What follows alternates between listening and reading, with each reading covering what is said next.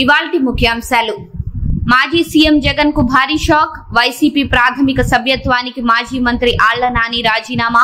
వ్యక్తిగత కారణాలతో పార్టీ సభ్యత్వానికి రాజీనామా చేస్తున్నట్లు వెల్లడి. ఇటీవల పశ్చిమ గోదావరి జిల్లా అధ్యక్ష, ఏలూరు నియోజకవర్గ ఇన్ఛార్జ్ పదవులకు రాజీనామా. రెండో రోజు కొనసాగుతున్న చంద్రబాబు ఢిల్లీ పర్యటన. కేంద్ర పౌర విమానయాన మంత్రిత్వ శాఖ కార్యాలయం రాజీవ్ భవన్ కు సీఎం చంద్రబాబు, పౌర విమానయాన శాఖ మంత్రి రామ్మోహన్ నాయుడు ఆహ్వానం మేరకు సందర్శనకు వెళ్లిన చంద్రబాబు.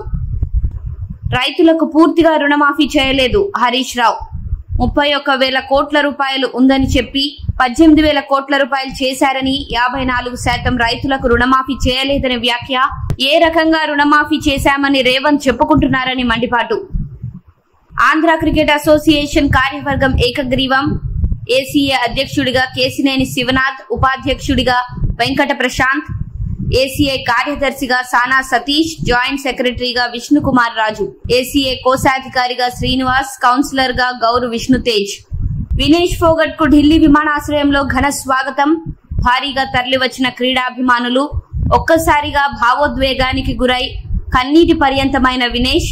ఆమెను ఓదార్చిన కాంగ్రెస్ ఎంపీ దీపీందర్ హుడా, సాక్షి మాలిక్, బజరంగ్ పునియా తదితరులు.